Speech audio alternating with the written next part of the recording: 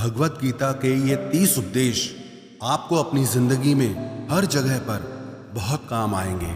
जिंदगी की हर मुश्किल में आपको राह दिखाएंगे। ये दिव्य उपदेश, ये बातें जानना समझना आपके लिए बहुत जरूरी है। इसीलिए इन 30 उपदेशों को आप आखिर तक जरूर सुने।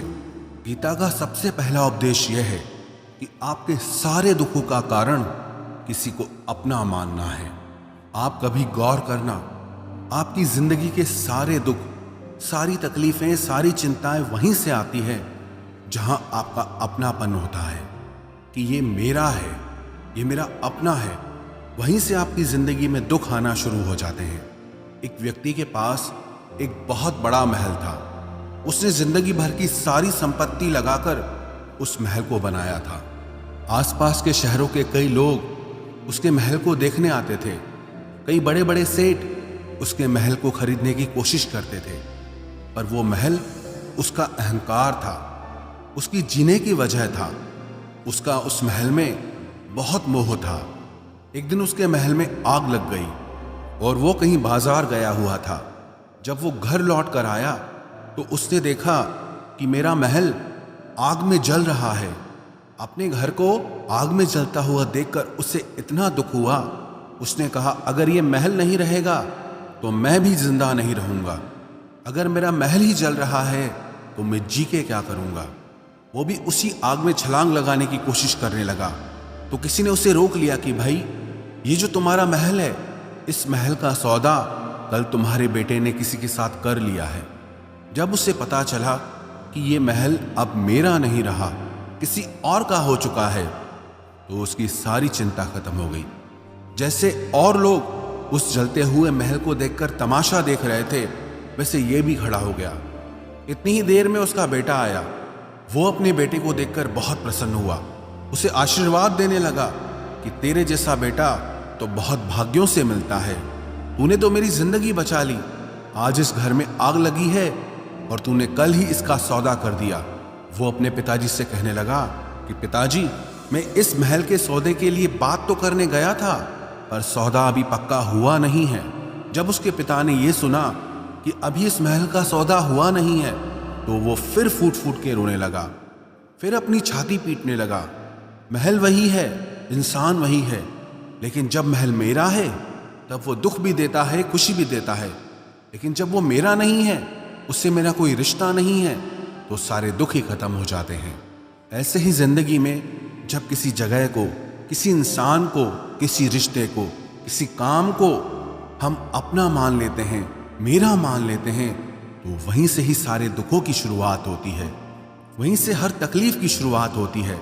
तो श्रीमद् भगवत गीता का पहला उपदेश यही है कि आप जैसे ही किसी को अपनी जिंदगी जीने की वजह मान लेते हो कि इसके बिना तो मैं जी ही नहीं सकता, तो वो चीज, वो इंसान, वो काम आपको बहुत दुख देता है। गीता का दूसरा उपदेश यह है कि अवश्यमेव भोक्तव्यम कृतं कर्म शुभाशुभम, कि आपने कोई भी कर्म किया हो उसका फल आपको जरूर भोगना पड़ेगा।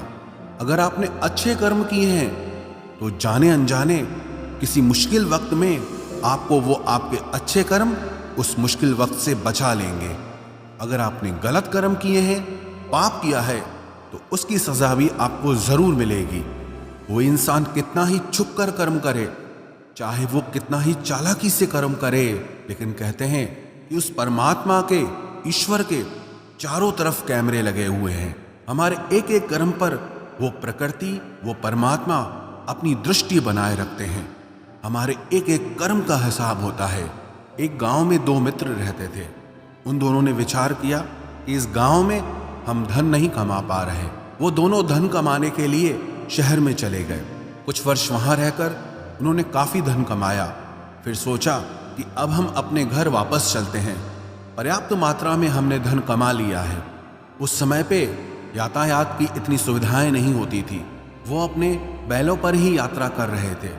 चलते चलते मार्ग में रात हो गई तो उन्होंने विचार किया, आज रात हम यहीं विश्राम करते हैं। एक मित्र ने कहा कि मैं यहाँ पर रहकर धन की रक्षा करता हूँ, तुम बाजार जाकर भोजन की व्यवस्था कर लो।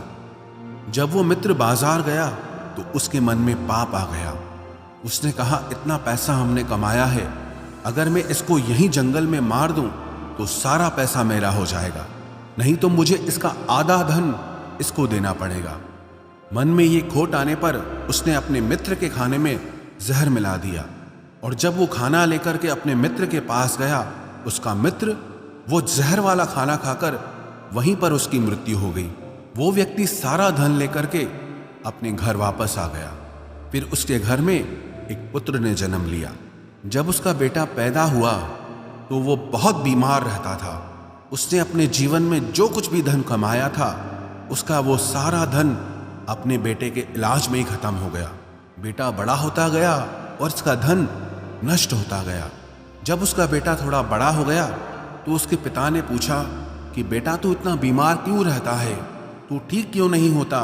मैंने अपनी जिंदगी का सब कुछ तुझ पे लगा दिया, पर फिर भी तेरी तबीयत ठीक नहीं रहती। तो उसके बेटे ने बोला, कौन सा बेटा और कौन सा पिता? मैं तेरा वही मित्र हूं जिसको तूने जंगल में जहर दे के मार दिया था, लेकिन मैं अपना वही हिसाब पूरा करने के लिए तेरे पुत्र के रूप में तेरे घर में आया हूं। अब मेरा तेरा हिसाब बराबर और मेरा जीवन अब यहीं समाप्त होता है। तो गीता का उपदेश हमें यही सिखाता है, कोई अपने आप को कितना भी चालबाज समझता हो, होशियार समझता हो, लेकिन अगर उसने गलत कर्म किया है, चाहे आज नहीं तो कल उसे उसका फल भोगना ही पड़ेगा। कोई भी व्यक्ति अपने किए हुए कर्म से बिना उसको भोगे कभी छूट नहीं सकता। गीता का तीसरा उपदेश यह है कि आज में जियो, कल की चिंता करना छोड़ दो। जो भी व्यक्ति अपने बीते हुए कल या अपने आने वाले कल में खोया रहता है, वो जिंदगी में कभी खुश नहीं रह सकता। आपको जिंदगी में खुशी सिर्फ और सिर्फ तब मिल सकती है जब आप वर्तमान में जी सके, आज के आनंद को जी सके। बीते हुए कल का और आने वाले कल का कोई वास्तविक अस्तित्व नहीं होता, वो सिर्फ आपकी बुद्धि और आपके विचारों में होता है। उसकी कोई वास्तविकता नहीं होती, उसे सिर्फ आप अपने मन के अंदर और बुद्धि के अंदर जीते हैं। लेकिन जिसे आप वास्तविकता में जीते हैं, वो आपका आज होता है, वो आपका चल रहा पल होता है। अगर आप अपने मन और बुद्धि को अपने कल में अटका के रखेंगे, अपने भूतकाल और भविष्यकाल में अटका के रखेंगे, तो याद रखना आप कभी खुश नहीं रह पाएंगे। और अगर जिंदगी में खुश रहना चाहते हैं तो आज में और इसी पल में जीना सीखें। गीता का चौथा उपदेश यह है कि जो आपके साथ अधर्म करे, पाप करे, गलत करे, उसे दंड जरूर देना चाहिए। अगर आप उसे सहते हैं तो वो आपके साथ और गलत करता है। अगर आप उसे सहते हैं तो उसके पाप में आप भी भागीदार हो जाएंगे। अर्जुन श्री कृष्ण से कहने लगा कि जिनसे मैं युद्ध करने जा रहा हूं, ये सब मेरे भाई हैं, मेरे गुरुजन हैं, मैं इनके सामने कैसे हथियार उठाऊं, इनको कैसे मारूं? तो भगवान श्री कृष्ण ने अर्जुन से कहा कि जिन्हें तू अपना मानता है वो सब अधर्मी हैं, वो पाप के पक्ष में खड़े हैं, और अगर तू इनका वध नहीं करेगा, युद्ध नहीं करेगा, तो समाज में और भी पाप बढ़ेगा। क्योंकि जब कोई ऐसे पापियों को नहीं रोकता है तो ये और भी ज्यादा पाप करते हैं। ऐसे ही जब आपके साथ कोई गलत करता है, आपको चोट पहुंचाता है, दुख पहुंचाता है, और आप वो चुपचाप सहते रहते हैं, तो उससे सामने वाले को बल मिलने लगता है, वो आपको कमजोर समझने लगता है, और आपके साथ गलत करने को वो अपना हक समझने लगता है। लेकिन जब आप उसके गलत व्यवहार को, उसके अधर्म को रोक लेते हैं, उसका विरोध करते हैं, तब वो अपनी सीमा में रहना सीख जाता है। ये कलयुग है। अगर इस जमाने में आपको खुश रहना है तो आपको अपनी रक्षा खुद ही करनी होगी। कोई आपके साथ गलत करे तो उसको कभी नहीं सहना चाहिए, बल्कि उसका सामना करना चाहिए। गीता का पांचवा उपदेश यह है कि किसी से भी हद से ज्यादा मोह कभी मत करना। जिसमें भी आप सबसे ज्यादा मोह लगाओगे, देखना वो आपको जरूर रुलाएगा। मोह के वजह से ही आप किसी के पीछे मरते रहते हैं।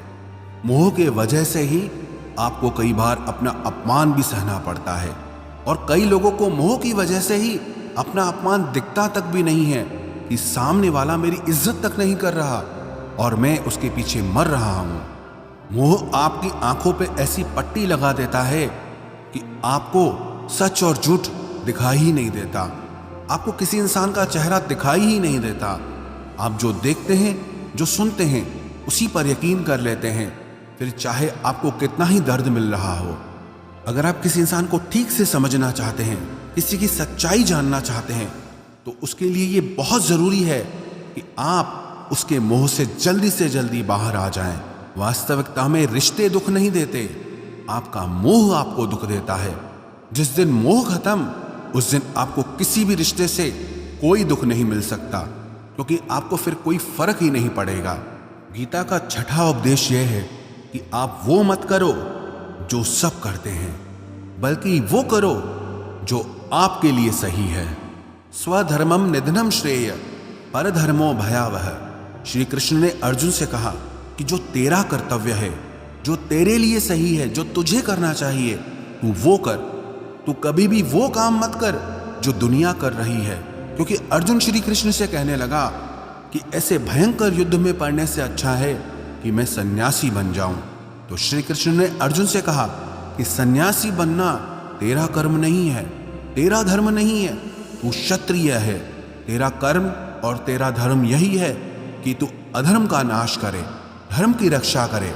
ऐसे ही हर इंसान का एक अलग कर्तव्य होता है, एक अलग ही मार्ग होता है। तो कभी भी उस मार्ग पे मत जाना जहां सारी भीड़ जा रही हो। कभी भी वो काम मत करो जो दुनिया करती है कि आजकल ये ट्रेंड हो गया है, ये फैशन हो गया है, सब करते हैं इसलिए हम भी कर रहे हैं। सारी भीड़ यही काम कर रही है इसलिए हम भी यही कर रहे हैं। अगर आप वो करोगे जो भीड़ कर रही है तो आप भी उसी भीड़ में कहीं खो जाओगे। लेकिन अगर आप वो करोगे जो आपके लिए सही है, जो आपकी प्रतिभा है, तो दुनिया की सारी भीड़ में भी आप सबसे अलग नजर आओगे। गीता का 7वां उपदेश यह है कि जिंदगी में धोखा अपने ही देते हैं, क्योंकि उनको आपकी कमजोरियों का पता होता है। बाहर वाला आपको धोखा नहीं दे सकता, क्योंकि उसको आपके बारे में पता ही नहीं है कि आपको चोट कहां पहुंचती है।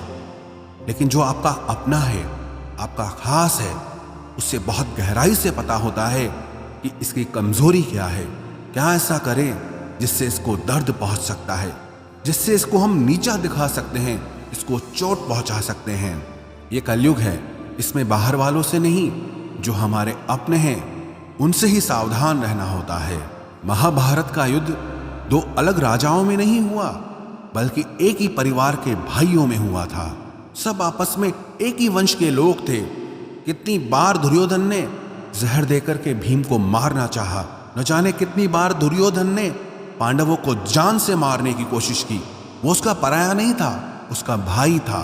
सारी लड़ाइयां घर के अंदर ही होती है, बाहर कौन लड़ेगा हमसे? घर में ही सारे झगड़े होते हैं। तो आपको चोट सिर्फ वही लोग पहुंचा सकते हैं जो आपके अपने हैं। आपको धोखा सिर्फ वही लोग दे सकते हैं जो आपके अपने हैं। गीता का 8वां उपदेश यह है, जो इंसान अपनी रक्षा खुद नहीं कर सकता, उसकी रक्षा भगवान भी नहीं कर सकते। श्री कृष्ण ने अर्जुन से कहा, तस्मात् सर्वेषु कालेषु माम अनुस्मर युध्य च, कि हे अर्जुन, तू हर काल में मेरा स्मरण करते रहना और युद्ध भी करते रहना। अर्जुन ने श्री कृष्ण से पूछा कि ये युद्ध तो कुछ दिनों में समाप्त हो जाएगा, लेकिन आप कह रहे हैं कि तू हमेशा मेरा स्मरण करता रहे और युद्ध करते रहना। हमेशा युद्ध करने का क्या मतलब है? तो श्री कृष्ण ने अर्जुन से कहा कि ये जिंदगी ही रणभूमि है। इस जीवन में सुख दुख आते रहेंगे और तुझे उनका डट के मुकाबला करना है।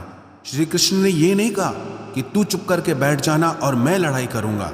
बहुत गहराई है गीता के ज्ञान में। हमारे जीवन की डोर भी संभाल के ईश्वर बैठे हैं, लेकिन युद्ध हमें ही करना है। ईश्वर को याद करना है कि हे ईश्वर, मुझे शक्ति देना, मुझे समझ देना, मुझे बुद्धि देना, ताकि मैं अपनी जिंदगी की सारी लड़ाइयां जीत सकूं, मैं जिंदगी में सही मार्ग पे चल सकूं। लेकिन आपको अपनी लड़ाई भी खुद लड़नी पड़ती है। जो लोग ये कहते हैं कि हम कुछ नहीं करेंगे, सब वो ईश्वर करेगा, तो कहते हैं कि आलसी इंसान को देखकर तो भगवान भी घबरा जाता है। कि ये कुछ नहीं करेगा। भगवान ने बुद्धि दी है, समझ दी है। ईश्वर आपको प्रेरणा देते हैं, शक्ति देते हैं, लेकिन आपको अपनी रक्षा स्वयं ही करनी होगी। गीता का नवा उपदेश यह है कि कोई भी ऐसी गंदी आदत खुद को मत लगने देना जो आपकी जिंदगी बर्बाद कर दे। कहीं ना कहीं महाभारत का ये युद्ध एक जुआ की आदत की वजह से ही शुरू हुआ था। सारा खेल वहीं से शुरू हुआ था। एक ऐसी जुआ की लत जहां युधिष्ठिर ने अपने भाइयों को दांव पर लगा दिया, अपनी पत्नी को दांव पर लगा दिया। ऐसा जीतने का नशा कि अपना सब कुछ गंवा दिया। ऐसे ही हम भी अपनी जिंदगी में जब कोई ऐसी गंदी आदत लगा देते हैं, चाहे वो कोई भी हो, चाहे वो नशे की हो, मोबाइल की हो, किसी इंसान की हो, कोई गलत काम करने की हो, कोई भी गलत आदत जो आपको बर्बाद कर सकती है, अगर आप उसको नहीं छोड़ोगे तो आपका सब कुछ खत्म हो जाएगा। इससे पहले कि आपकी आदत आपको खत्म करे, आप अपनी गलत आदतों को खत्म कर दीजिए। गीता का 10वां उपदेश यह है कि आलसी इंसान कभी कुछ हासिल नहीं कर सकता। अधिकतर लोग सिर्फ योजनाएं बनाते रहते हैं कि मुझे बड़ा घर चाहिए, मुझे बड़ी गाड़ी चाहिए, मैं दुनिया घूमना चाहता हूँ। क्या क्या चाहिए ये हर कोई सोच लेता है, लेकिन उस पर मेहनत करना वो बहुत कम लोग करते हैं। क्योंकि चाहना बहुत आसान है, लेकिन उसके लिए कर्म करना वो बहुत मुश्किल है। एक अच्छा फिट शरीर हर कोई चाहता है, लेकिन उसके लिए व्यायाम करना, एक्सरसाइज करना वो आपको ही करना होगा। जो इंसान आलसी बन के बैठ जाता है, ना उसे अच्छा शरीर मिलता है और ना ही अच्छा जीवन मिलता है। तो जिंदगी में अगर कुछ पाना चाहते हो ना, आलस्य को अपनी जिंदगी से जरूर दूर कर देना। आलस के चलते आपको कुछ मिलने वाला तो नहीं, लेकिन जो आपके पास है आप वो भी गंवा दोगे। गीता का 11वां उपदेश यह है कि जिंदगी में अगर खुशी चाहते हो तो मन की गुलामी का त्याग कर दो। कई लोग कहते हैं कि हम करना तो बहुत कुछ चाहते हैं, लेकिन कुछ कर नहीं पाते। पता भी सब कुछ है कि क्या करने से हमारी जिंदगी बेहतर हो सकती है, क्या चीज है जो हमको नुकसान पहुंचा रही है, लेकिन फिर भी कुछ कर नहीं पाते। समझते सब कुछ हैं, लेकिन समझ कर भी, चाह कर भी कुछ कर नहीं पाते। वो इसीलिए होता है क्योंकि आप अपने मन के गुलाम बन चुके हो। अरे लोग तो अपनी जीभ का स्वाद तक नहीं छोड़ पाते, फिर कहते हैं कि हम पतले नहीं हो पाते हैं, फिट नहीं हो पाते हैं, सक्सेस नहीं मिल रही है। क्योंकि जो आपको करना चाहिए आप वो करते नहीं हैं। आपका मन सब कुछ समझ कर भी आपको वो करने नहीं देता। इसलिए जिंदगी में अगर आगे बढ़ना है, मन से चलना छोड़ दो। जो आपके लिए सही है वो आपको करना ही पड़ेगा। गीता का 12वां उपदेश यह है कि जो आपका है वो आपको मिलकर ही रहेगा, और जो आपको नहीं मिला है उसके लिए रोना छोड़ दो। आप जिसके लिए जितना रोओगे वो चीज आपसे उतना दूर जाएगी, और जो चीज सच में आपकी है वो कहीं ना कहीं से आपके पास जरूर पहुंच जाएगी। इसलिए जो आपको जिंदगी में हासिल नहीं हो रहा या हासिल नहीं हुआ, उसका पछतावा करना, उसके लिए रोना आप बिल्कुल बंद कर दो। गीता का 13वां उपदेश यह है कि आप संसार से जितना प्रेम लगाओगे उतना ही जीवन में दुख और पीड़ा का अनुभव करोगे। गीता का 14वां उपदेश यह है कि जिस इंसान को बात बात पर क्रोध आता है, सुख और शांति उसके जीवन में कभी नहीं आ सकते। क्योंकि जो इंसान बहुत ज्यादा क्रोधी होता है ना, उसके सारे मित्र उसे छोड़कर चले जाते हैं। वो मन में भी कुढ़ता रहता है, वो अपने मन में भी दर्द में ही जीता है, तकलीफ में ही जीता है। ज्यादा गुस्सा करके, ज्यादा क्रोध करके जो भी आपके पास है, देखना आप उसे भी नष्ट कर दोगे। और ऐसे इंसान को शांति तो कभी मिलने वाली नहीं है। इसलिए अपनी जिंदगी में शांति चाहते हो तो बात बात पर गुस्सा करना छोड़ देना चाहिए। गीता का 15वां उपदेश यह है कि चाहे आप किसी की मदद करो या ना करो, लेकिन जानबूझकर कभी किसी का दिल नहीं दुखाना चाहिए। क्योंकि जब किसी का दिल आपकी वजह से दुखता है ना, तो याद रखना आपको भी वो दर्द एक दिन जरूर मिलेगा। क्योंकि जब आप किसी का दिल दुखाते हैं तो आपको पता नहीं चलता, लेकिन जब कोई आपका दिल दुखाता है तब आपको समझ में आता है कि दिल पर चोट लगने से कितना दर्द होता है। इसलिए चाहे आप किसी की मदद करो या ना करो, लेकिन किसी का दिल कभी नहीं दुखाना चाहिए। गीता का 16वां उपदेश यह है, जो मुश्किल वक्त में, जो दुख के समय में आपका साथ दे, सिर्फ वही आपका अपना है, बाकी सब पराए हैं। अपनेपन का नाटक करने वाले बहुत लोग होते हैं, बड़ी बड़ी बातें करने वाले बहुत लोग होते हैं कि हम आपसे बहुत प्रेम करते हैं, कोई भी दुख हो, कोई भी तकलीफ हो, हमें याद करना। लोग दुख उठाने की बात करते हैं, लोग आने जाने की बात करते हैं, हाथ मिलाना तो ठीक से नहीं जानते और दिल मिलाने की बात करते हैं। जब सच में आपकी जिंदगी में तकलीफ आएगी ना, तब आपको समझ में आ जाएगा कि आपका साथ देने के लिए कौन खड़ा है। क्योंकि उस समय पे सारे लोग भाग जाते हैं, क्योंकि लोगों को पता होता है कि ये व्यक्ति हमारे पास आया तो हमसे मदद ही मांगेगा, हमको कुछ दे नहीं पाएगा। लोग आपसे सिर्फ तभी रिश्ता रखते हैं कि आप उन्हें कुछ दे सकते हैं, आपसे उन्हें कुछ फायदा हो सकता है। लेकिन जब लोगों को ये पता चल जाता है, समझ में आ जाता है कि उनको आपसे कोई फायदा नहीं होने वाला, बल्कि उनको आपकी मदद करनी पड़ेगी, तो वो आपको दूर से ही देख के भाग जाते हैं।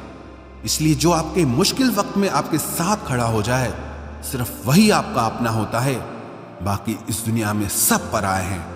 क्योंकि सिर्फ अपना अपना कह देने से कोई अपना नहीं हो जाता। गीता का 17वां उपदेश यह है कि जो कुछ भी होता है अच्छे के लिए होता है, जो हो रहा है वो भी अच्छे के लिए हो रहा है, और जो आने वाले भविष्य में होगा वो भी अच्छे के लिए होगा। हालांकि ये बहुत गहरी बात है।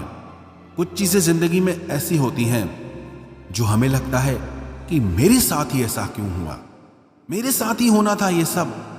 लेकिन जब वो वक्त गुजर जाता है, एक दिन हमको समझ आता है कि अगर हमारे साथ ये सब नहीं होता तो आज हम इस मुकाम पर नहीं होते।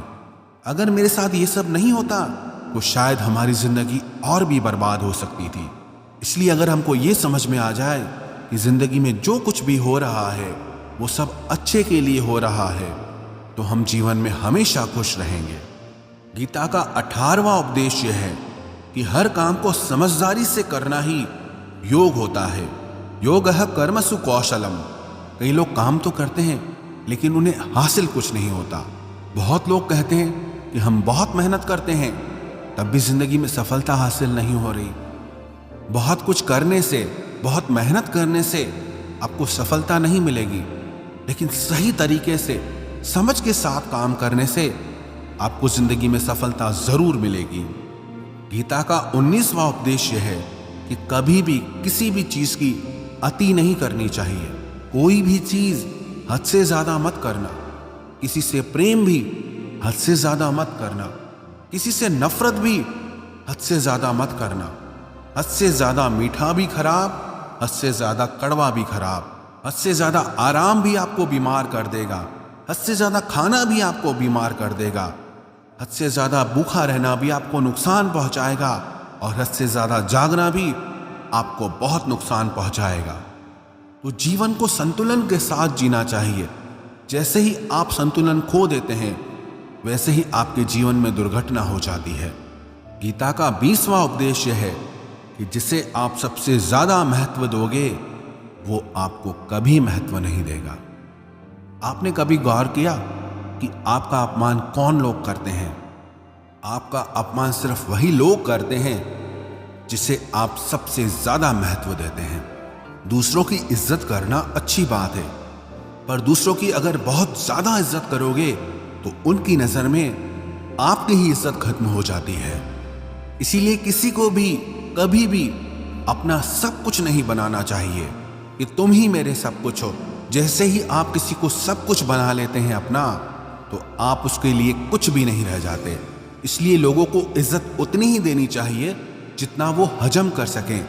हद से ज्यादा इज्जत देना आपकी ही बेइज्जती करवा सकता है। गीता का 22वां उपदेश यह है कि किसी पर भी आंख बंद करके भरोसा मत करना।